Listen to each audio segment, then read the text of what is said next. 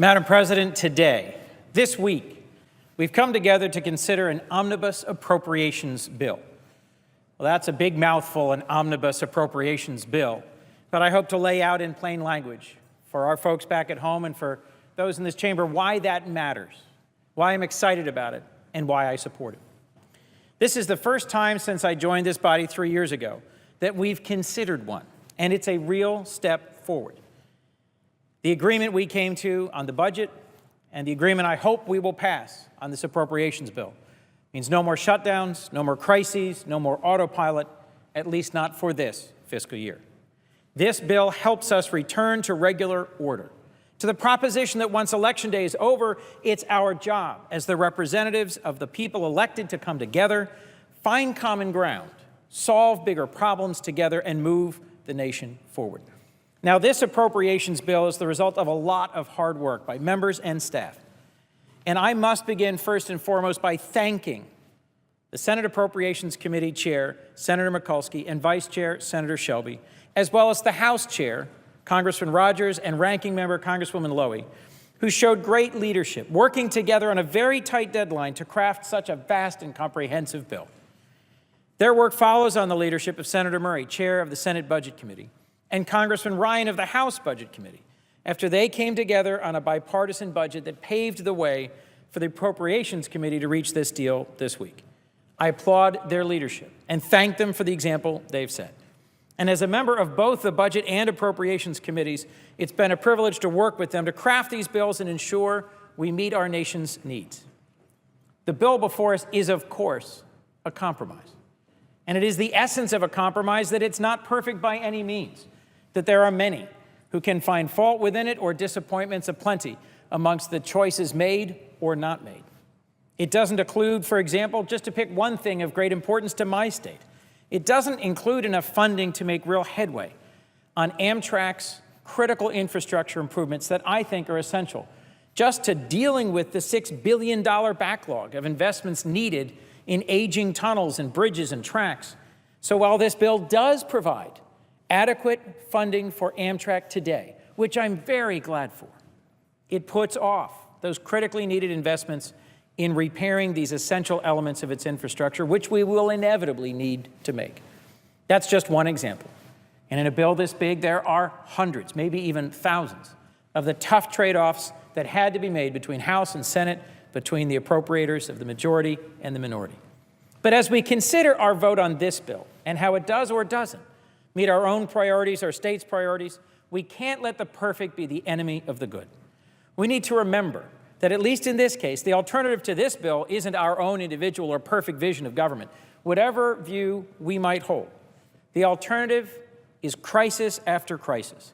Government that doesn't move forward with the country, but treads water as the world passes us by in an increasingly competitive global environment. What this bill does in a very real way is bring back some stability for our government and our economy and allow us to make important investments in our country's growth. For instance, it takes a number of valuable steps for my home state of Delaware. It funds meat and poultry inspectors critical to Delaware's chicken industry and its 13,000 jobs. It funds the next stage of an Army Corps of Engineer project to deepen the Delaware River from 40 to 45 feet so that we're ready and can be competitive when the expansion of the Panama Canal nears completion. It dedicates funding through the Victims of Child Abuse Act, and I am an original co-sponsor of a bill reauthorizing the Victims of Child Abuse Act for the 3 children's advocacy centers throughout my state. These centers are critical to delivering justice for the victims of child abuse without harming their healing process. And the bill maintains funding for a Bulletproof Vest Partnership, an initiative that has supplied Delaware police officers with over 1,000 bulletproof vests in the past 2 years. 2 of those vests, I should add, saved the lives of 2 officers during a shooting at the Newcastle County Courthouse just last spring. These are just a few of the things for which I'm grateful in this broad omnibus bill. Nationally, it also allows us to meet our key priorities of training our workforce for this century, making our communities safer, building a circle of protection around the most vulnerable in our society, so in combination, making us safer, stronger, and more just. The investments it makes in America's workforce by funding education programs can last a lifetime. Head Start helps kids ensure they don't fall behind before they've even had a chance. And this bill increases that funding by $1 billion to serve 90,000 more kids this year. There's a competitive grant program to help states and communities find innovative ways to provide high-quality preschool options for low- and middle-income families that I'm particularly excited about.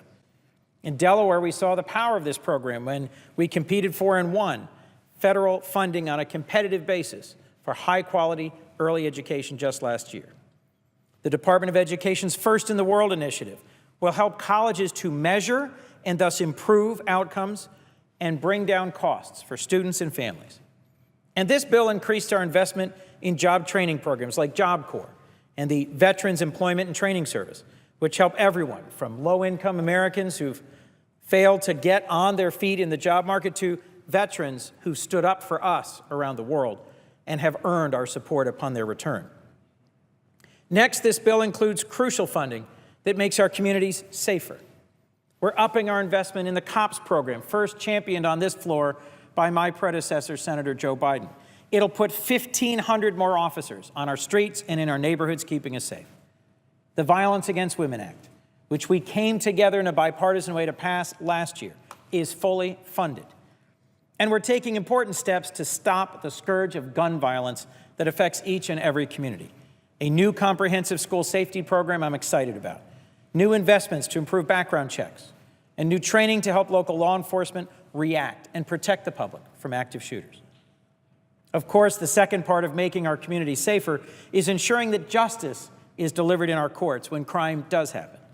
Unfortunately, the sequester's cuts to our federal courts cut the judiciary to the bone, imposing furloughs, hurting our nation's justice system by leading to layoffs of hundreds of experienced, seasoned senior court staff.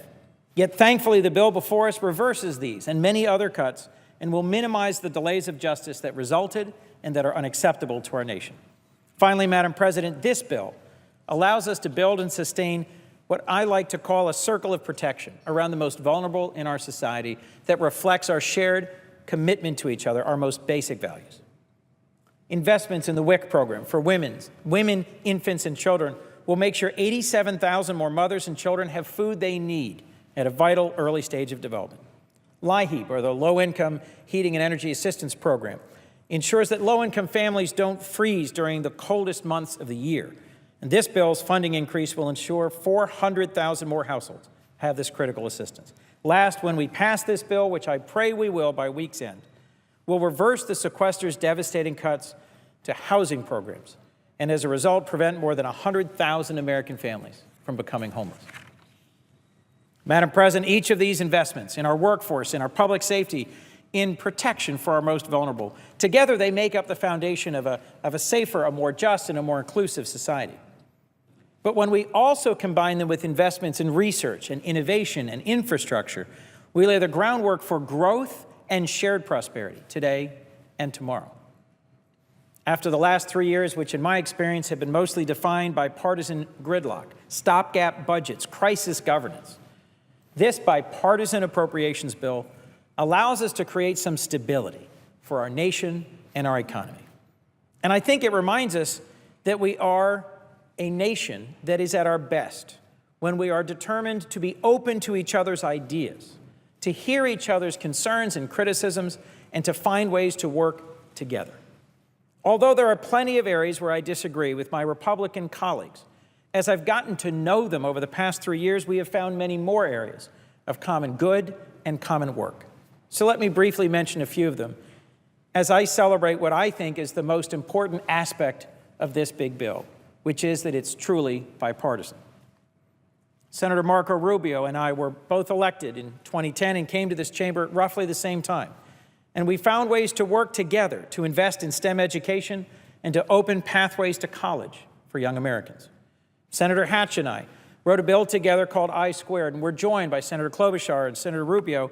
And this is a bill that helps bring high-skilled workers to our shores and helps invest in STEM education for American citizens. Senator Kirk and I have worked together to create a national manufacturing strategy that focuses our energy and resources on creating manufacturing jobs in America. And just this Monday, Senator Roberts of Kansas and I announced our partnership on a new bill to make the research and development tax credit and its funding available to startups and to young, innovative companies. There are so many issues where we can work together to invest in our workforce, to protect the public, to sustain this storied circle of protection around the most vulnerable, to invest in long-term economic growth, and to lift up every community and every American. I am incredibly thankful for the leadership of Senators Mikulski and Shelby and the way that they displayed that leadership through action through this process by putting aside their differences and finding common ground. And I'd like to also close with a note of personal thanks to the countless committee staff on both sides who worked tirelessly throughout the holidays to make this bill a reality. With this omnibus appropriations bill, it is my sincere hope that we're putting an end to a cycle of manufactured crises, and we are sending to our American people and to our markets and to our communities the message that we can and will work together to confront the many challenges that remain here and in the future. Thank you. And with that, Madam President, I yield the floor.